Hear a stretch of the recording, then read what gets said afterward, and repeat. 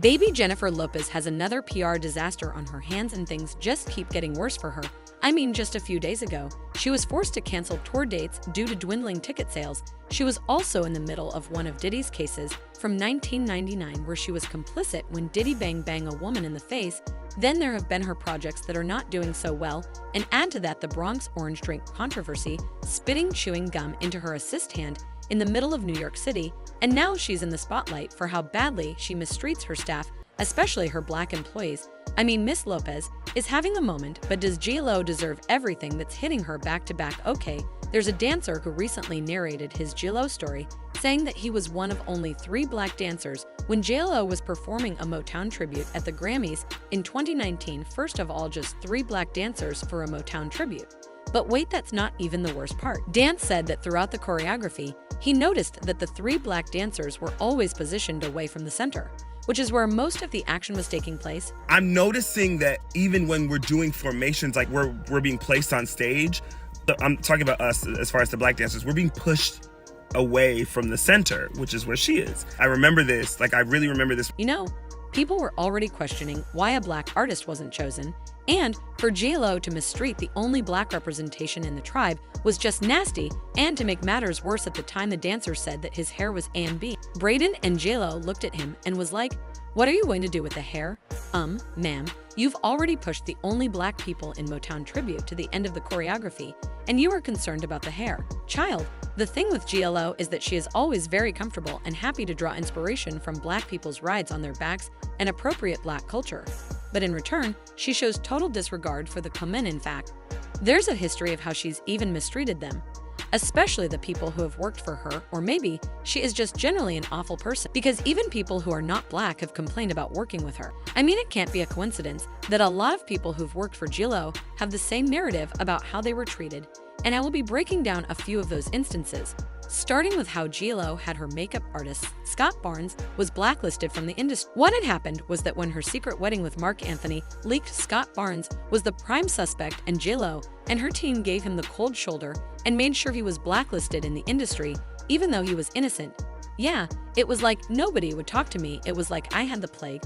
There was another incident with Cobb Mandukan, who J.Lo promoted to her personal head of security and transportation. But the same year he was promoted, he found himself in a legal battle with J.Lo's team.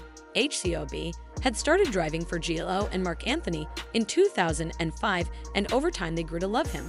So much that they convinced him to shut down his company and work exclusively as J.Lo's personal head of security transportation. Hyam claimed that J.Lo promised him an annual base salary of $72,000 with a production pay that would make his actual salary $200,000. But J.Lo not only failed to pay him what she promised, but he was also verbally berated.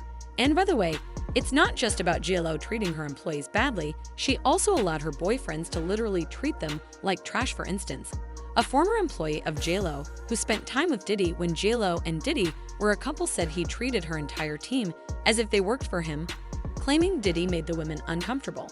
Apparently, Diddy felt like he was their boss by default, and anything he wanted they had to go fetch. And that was more annoying than anything for them.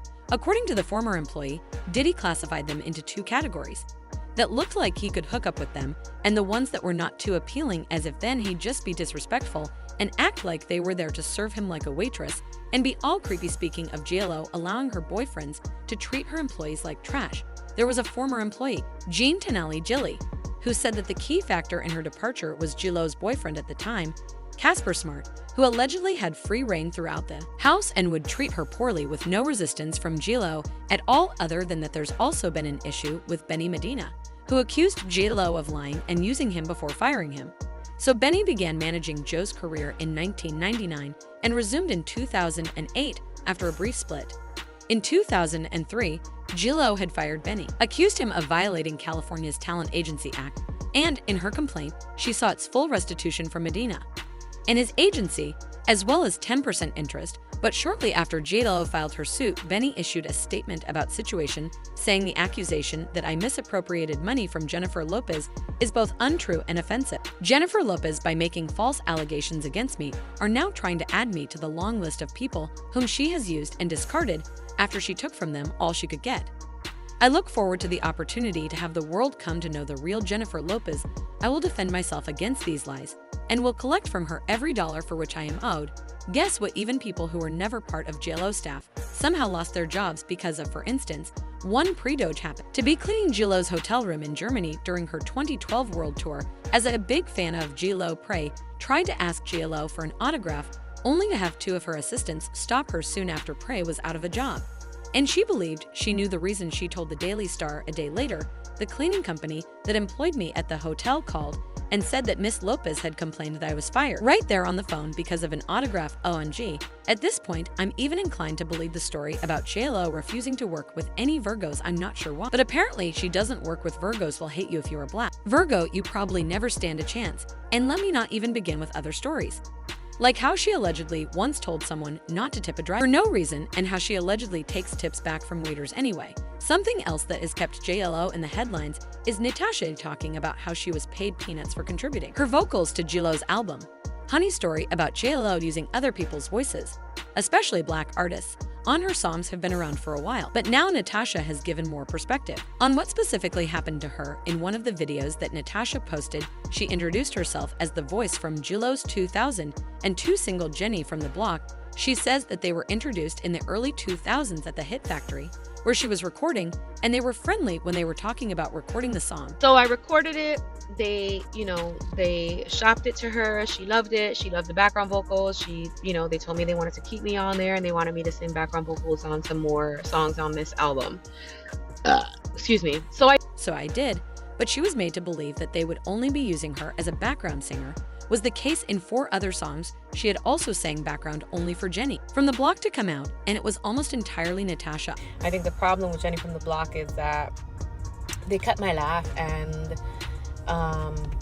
they kept ad-libs and they turned her vocals like all the way down, and the from the Bronx part is me, and it's just, Natasha also notes that in the album credits and JLo's thank you notes was acknowledged, but that financially she wished that she had been taken care of a little more. Now that I know that we are highlighting JLo's mistreatment of her staff. And as much as Natasha says that she doesn't blame JLo for how she was treated. I was definitely taken advantage of, but what are you gonna do now? She did, however, expose JLo's producer for attempting to sue. Natasha claimed that she wasn't in the room when negotiations took place, but she alleged that her producer, Corey Rooney, apparently wanted a kiss from her. After she said no, the producer was like, "If you don't give me a kiss, I'm going to take you off all these records." So Natasha gave Corey Rooney a tap kiss, like a PAC, but the producer wanted tongue, to which she replied with a swift exit from the well. Yeah, never got that opportunity, and if I'm being 100% honest with you, I definitely was also trying to figure out how and when I would expose. Here's the thing though about JLo. May not have talked about the financial situation with Natasha, but she was in the room when the negotiations were taking place, so she knew exactly what was going on and how Natasha was going to be treated. So doesn't that look like she was complicit? Just like she allowed other things to happen, baby. Right now, if there's one person I would not want to be, it's JLo, because the internet is not letting her rest. But do you think it's just karma for the person she's always? Does she deserve everything that's hitting her and all the dragging that's taking place? Sound off in the comments section below.